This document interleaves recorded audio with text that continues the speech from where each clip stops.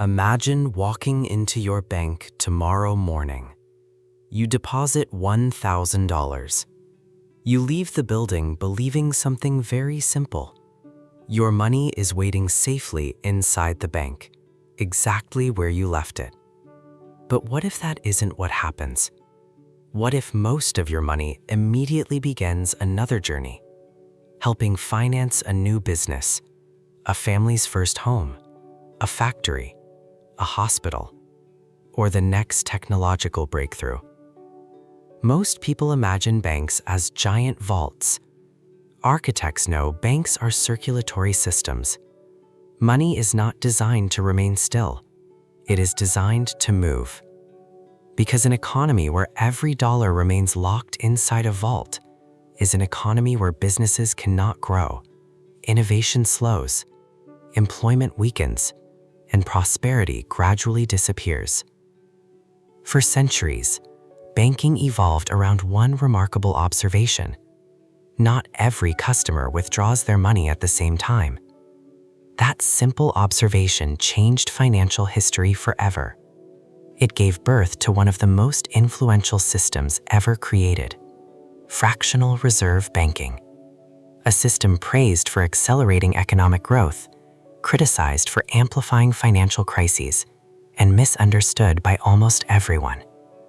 Today, we uncover how one deposit can support many loans, why confidence matters more than cash, and why this invisible multiplier became one of the foundations of modern civilization. To understand fractional reserve banking, we must first abandon one of the oldest assumptions about banks, the assumption that banks exist to store money. They do, but that is only part of the story. Imagine a bank receiving $100 million in customer deposits. If every dollar remained inside a vault, perfectly protected, perfectly untouched, the bank would certainly be safe, but the economy would become weaker. Businesses would struggle to obtain financing, families would find mortgages increasingly difficult to secure, entrepreneurs would postpone new ideas, factories would delay expansion, economic growth would slow, money would become idle, and idle money creates very little value. Banks therefore perform a different function. They transform idle savings into productive capital. This transformation became one of the greatest financial innovations in history, not because it created money from nothing, but because it allowed the same pool of savings to continuously support productive activity. The principle is surprisingly simple. Banks know that under normal conditions, only a small percentage of customers withdraw cash on any given day. Most deposits remain inside the banking system, moving electronically, paying salaries, purchasing goods, funding businesses, without ever becoming physical cash. That observation changed everything. Instead of storing every deposited dollar, banks keep only a portion readily available. The remaining funds help finance loans throughout the economy. This is known as a fractional reserve. A fraction remains immediately available. The remainder continues working. Notice something important. This is not deception. It is design. The banking system was never intended to maximize idle cash. It was designed to maximize productive circulation. Most people believe money becomes safer when it never moves. Architects know economies become stronger when money continuously circulates through productive activity. Every successful business loan, every new manufacturing facility, every commercial building, every infrastructure project began because someone's savings did not remain motionless inside a vault. Instead, those savings became productive capital. This is the hidden architecture of modern banking. Money resting, money moving, money creating opportunity, all at the same time. And that remarkable balance depends entirely upon one invisible foundation: confidence. Because the entire system functions only as long as most people believe they can access their money whenever they need it. That belief may be one of the most valuable assets any banking system possesses. Now comes the part that surprises almost everyone. Imagine you deposit $1,000 into your bank. The bank keeps only a fraction as reserves. The remainder is loaned to a small business. The business uses that money to purchase equipment. The equipment supplier receives the payment. But instead of storing the cash, The supplier deposits it into another bank. Now something remarkable happens. The second bank repeats the same process. It keeps a fraction, lends the remainder. The borrower spends it. The recipient deposits it again. A third bank repeats the cycle, then a fourth, then a fifth. The original $1,000 begins supporting economic activity far beyond its original value. Notice something important. The physical cash is not multiplying. The purchasing power circulating through the banking system is. Every new loan creates another deposit. Every deposit creates another lending opportunity. Every lending opportunity supports another productive activity. This is why economists historically described the process as the money multiplier, not because banks magically duplicate cash, but because the banking system continuously recycles liquidity through the economy. Imagine an irrigation system. A single reservoir supplies countless farms. The same water keeps moving, field after field, harvest after harvest. The reservoir does not need to refill every hour. It simply needs continuous circulation. Modern banking follows a remarkably similar principle. Deposits circulate, loans circulate, payments circulate, capital circulate, and every cycle supports additional economic activity. Most people imagine money sitting still. Architects understand money behaves more like energy, always moving, always transferring, always creating new possibilities. But this multiplier has limits. It depends on confidence, responsible lending, prudent regulation, and borrowers capable of repaying their obligations. Remove any one of those foundations and the multiplier begins weakening. Because the banking system is not multiplying paper, it is multiplying trust. Every loan assumes tomorrow will be productive enough to repay today's borrowing. Every deposit assumes the banking system will remain stable tomorrow. Every investment assumes confidence will continue. The multiplier therefore rests upon something far more valuable than currency itself: collective belief in the future. Most people believe banks multiply money. Architects know banks multiply confidence, because confidence keeps deposits circulating, confidence keeps credit expanding, and confidence allows $1 to support an economy far larger than itself. Every powerful system carries an invisible weakness. Fractional reserve banking is no exception. Its greatest strength is also its greatest vulnerability. The system works because most people behave predictably. Millions deposit money, millions make payments, millions withdraw only what they need. The circulation continues, day after day, year after year. But imagine one morning, a rumor begins spreading. People hear that a bank may be in trouble. Nobody knows whether the rumor is true. Nobody waits to verify it. The first customers arrive. They withdraw their savings. Others notice. The line grows longer. News cameras appear. Social media accelerates the panic. Within hours, thousands of people are demanding their money. Now remember what we learned. The bank never intended to keep every deposit as cash. Most of the money has already become mortgages, business loans, commercial property, factories, infrastructure, long-term investments. Those assets cannot instantly become cash. The bank may still be financially healthy. Its borrowers may still be making every payment. Its balance sheet may still be fundamentally sound. But liquidity has suddenly become the problem. This is the difference between solvency and liquidity. A solvent bank owns valuable assets. A liquid bank has enough immediately available cash. Those are not always the same thing. A perfectly healthy institution can still experience a crisis if everyone demands cash simultaneously. This phenomenon became one of history's most feared financial events, a bank run. Notice what caused the collapse. Not bad mathematics, not broken computers, not disappearing buildings. Confidence.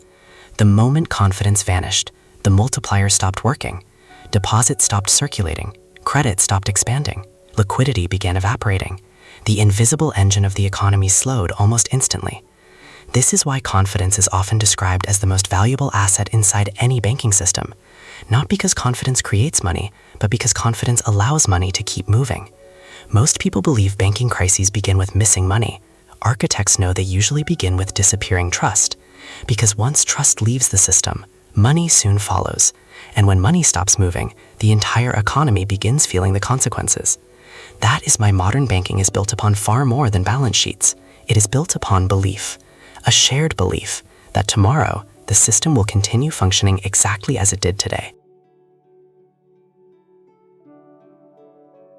If fractional reserve banking contains such an obvious weakness, why does the system continue working? The answer is surprisingly elegant. Modern banking is no longer built upon banks alone. It is built upon layers of protection. The first layer is diversification. Millions of depositors, millions of borrowers, millions of independent transactions. The entire system does not depend upon a single customer or a single loan. The second layer is regulation. Banks are required to maintain capital, manage risk, measure liquidity, prepare for unexpected shocks. Not because crises are impossible, but because resilience must be built before uncertainty arrives. The third layer is the central bank. When financial markets suddenly become afraid, liquidity can disappear faster than productive businesses. The central bank exists to prevent temporary panic from becoming permanent collapse. It provides emergency liquidity, stabilizes payment systems, and restores confidence before fear spreads through the entire economy. Another layer quietly protects ordinary depositors: deposit insurance. In many countries, small depositors know their savings are protected up to certain limits. That protection changes behavior.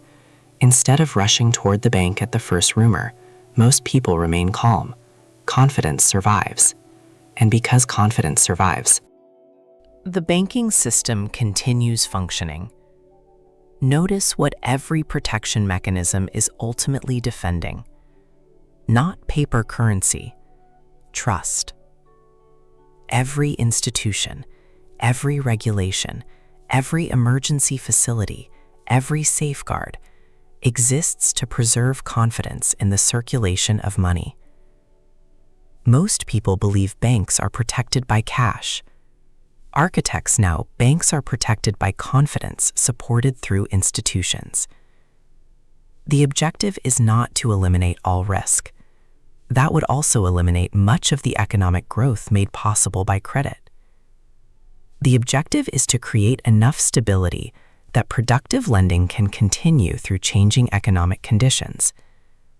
Because modern civilization depends upon a banking system capable of doing two things simultaneously: supporting innovation and surviving uncertainty. That balance is extraordinarily difficult, yet for generations, it has allowed economies to expand beyond what physical cash alone could ever support. Fractional reserve banking is therefore not a perfect system. It is a practical system, one designed to transform idle savings into productive investment, while relying upon confidence as the invisible foundation holding everything together. After everything we have explored, one truth becomes impossible to ignore. Fractional reserve banking is not a machine built on cash. It is a system built on confidence. Cash is limited. Confidence is scalable. That is why modern economies could grow far beyond the amount of physical currency ever printed. Every day, millions of deposits become loans. Millions of loans become investments. Millions of investments become businesses. Those businesses create products, employ workers, generate income, repay debt, and begin the cycle once again. Money keeps moving because confidence keeps moving. This is why the banking system resembles a living organism. Deposits become its bloodstream. Credit becomes its circulation. Confidence becomes its heartbeat. Remove the heartbeat, and the circulation stops. Most people believe banks exist to protect money. Architects understand banks exist to mobilize money. Idle capital produces very little. Circulating capital builds economies. But circulation alone is never enough. Direction matters. Credit flowing toward productive businesses creates future prosperity. Credit flowing toward speculation alone creates fragile prosperity. The multiplier itself is neutral. Its destination determines the outcome. This is why every great economy depends not only on banks, but on wise capital allocation. The real question is never, how much money exists? The better question is, where is money flowing? Because every dollar moving through the banking system represents a decision about tomorrow, a decision about production, innovation, employment, infrastructure, technology, and opportunity. Banks are not simply multiplying deposits. They are multiplying possibilities. Every loan quietly selects part of the future that will receive today's resources. Most people see numbers inside bank accounts. Architects see an invisible network continuously allocating capital across civilization. That network never sleeps. It quietly reshapes economies, one lending decision at a time.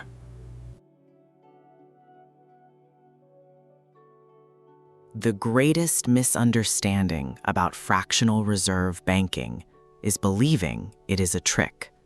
It is not. It is an economic architecture, an architecture designed to transform idle savings into productive investment. Without that transformation, modern economies would expand far more slowly. Innovation would require decades instead of years. Businesses would depend almost entirely on accumulated cash. The modern world would look profoundly different. Yet every powerful architecture carries responsibility. Credit must be allocated wisely. Risk must be managed carefully. Confidence must be protected continuously. Because once confidence disappears, the multiplier begins working in reverse. Growth becomes contraction. Expansion becomes caution. Prosperity becomes uncertainty. That is why architects never judge a banking system by the amount of money it creates. They judge it by the quality of the future it finances. Most people follow deposits. Architects follow capital allocation. Most people watch bank balances. Architects watch the direction of credit. Most people ask, how much money is in the system? Architects ask, what kind of future is the system financing? Because wealth is rarely created by money sitting still. It is created by capital flowing toward productive ideas. That is the invisible architecture behind every modern economy. And understanding that architecture allows you to see opportunity long before it becomes visible to everyone else. In the next episode, we move beyond commercial banks and into the institution that creates physical currency itself. We will uncover the difference between base money and broad money, and why confusing the two has led to some of the biggest misunderstandings in economics. Because before you can understand inflation, you must first understand which money everyone is actually talking about. This is ASUTSEN, Architecting Wealth, Automating Future.